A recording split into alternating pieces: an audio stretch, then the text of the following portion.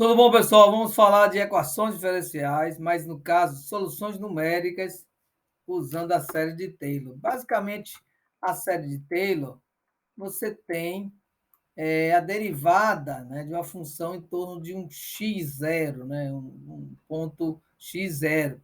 E a gente escreve usando um polinômio representativo de qualquer função.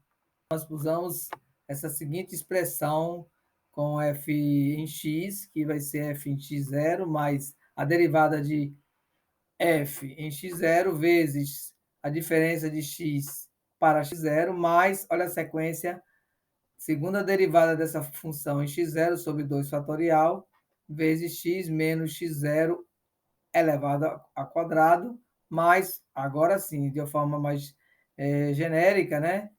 F elevado a n, ou seja, a derivada de índice n dessa função, no ponto x0 sobre n fatorial, vezes a diferença de x para x0 elevada ao índice n.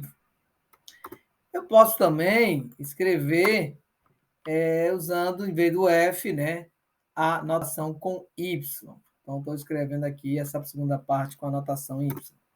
Bom, a série de Taylor está lá e a gente vai transformar ela. Vamos trocar aqui essa diferença de x para menos x0, no caso aqui x menos xi, por h, que é exatamente o intervalo que a gente vai usar no trabalho que a gente vai desenvolver de iteração. Tá bom? E aqui nós temos também essa aproximação, né?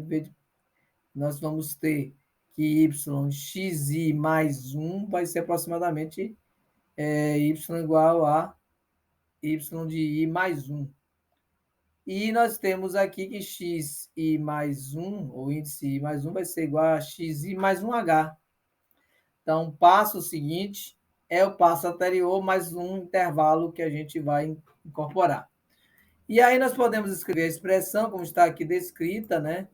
Nós temos no lugar do x menos xi, o h, e dessa forma a função fica simplificada, inclusive a forma geral, ó, fica h elevado a n sobre n fatorial vezes y elevado a n.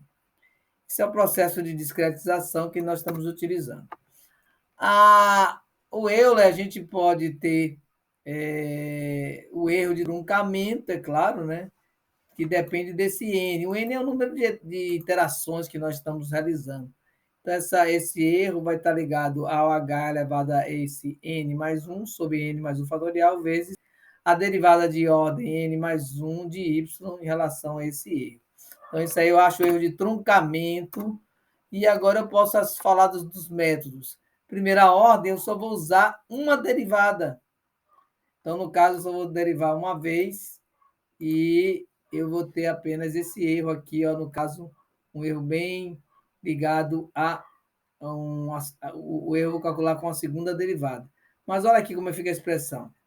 Apenas uma derivada, não vou utilizar a segunda derivada. Agora, a segunda ordem, aqui é a fórmula mais geral. A segunda ordem, não, aí eu vou até a segunda derivada, que é essa parte aqui, e eu paro aqui mesmo. Aqui é o erro de truncamento até a segunda derivada, vai ser esse aqui, usando aquela fórmula que eu comentei agora. Essa é a fórmula geral. Então, eu vou parar aqui, ó. Vou fazer apenas uma derivada, duas derivadas, quando eu falo do Taylor de segunda ordem. Esse aqui seria o nosso exemplo, né? É o nosso exemplo. Você tem uma função... Na verdade, você tem uma equação diferencial aqui com duas formas de representar, com f ou com y. E a malha para discretização de 2 a 2,5. Como o h é 0,1, então vou ter n igual a 5. Vamos ter um valor inicial para x0 igual a 2, y0 igual a 2. Então, esse é o nosso ponto inicial, né, do nosso início da série de iterações. A função está aqui, aqui só faltou uma derivada. Então, você tem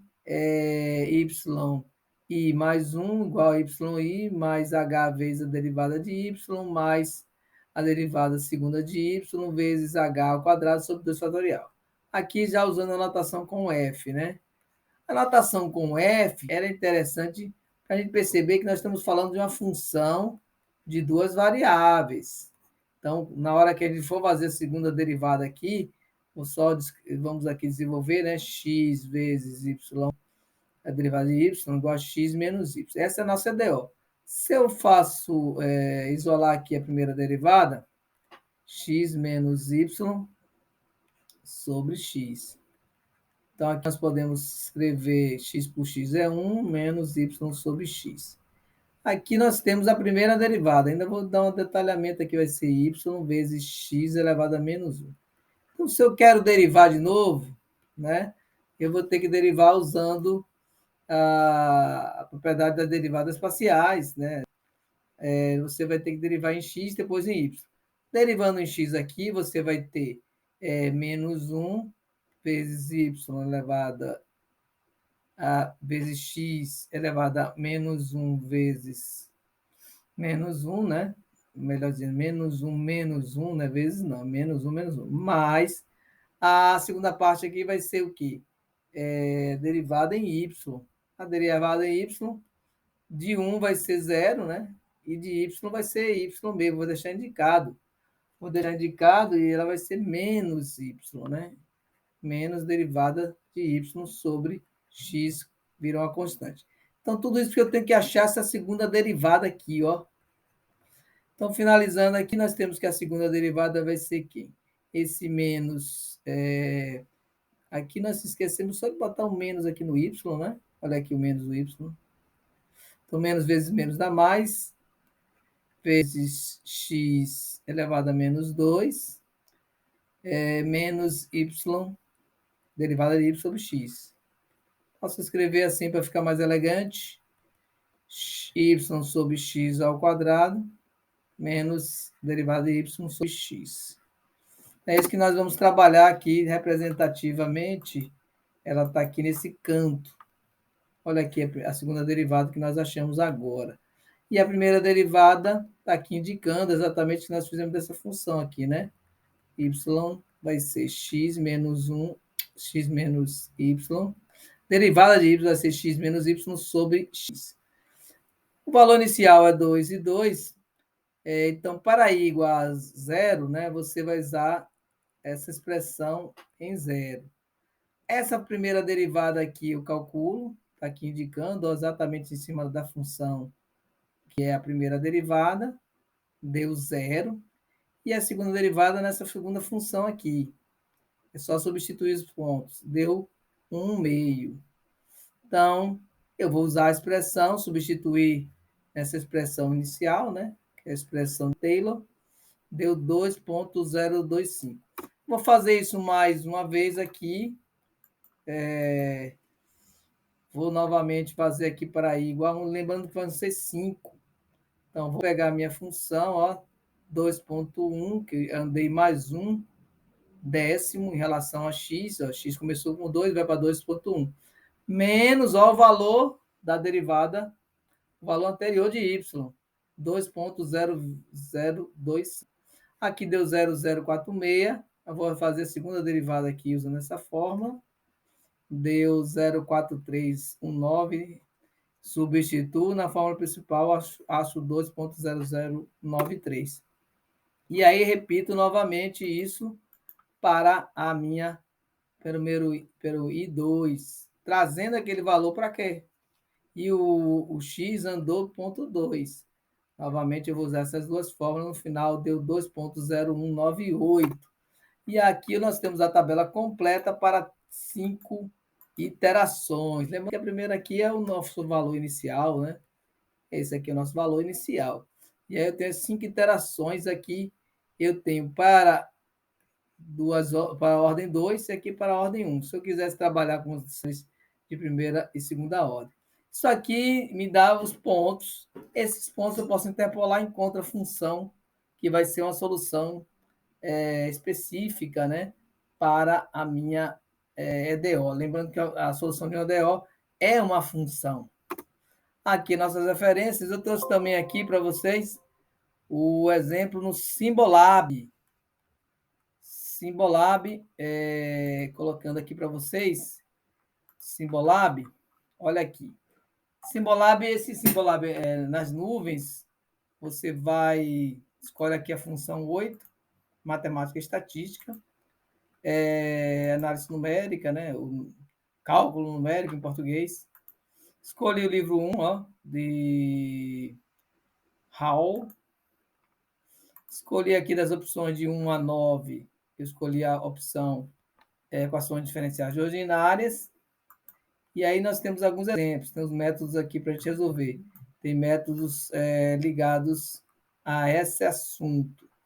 Por exemplo, interpolação, equações diferenciais ordinárias, calma, que agora os métodos, né? Nós temos aqui série de Taylor, tem Euler modificado e Range-Kulta. Nosso caso, nossa aula foi de Euler, vem aqui, ó, Euler, e já tem um exemplo aqui para a gente rodar ele aqui, executar na nuvem. Eu executo, ele já deu o resultado aqui.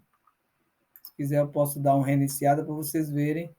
Aqui eu executo, ele me dá a solução. Então, que tal vocês fazerem esse exemplo aqui, esse que a gente utilizou agora? Vocês vão colocar as funções, o H, o valor inicial. Aqui vocês podem alterar esse código, inclusive levar esse código para o desktop.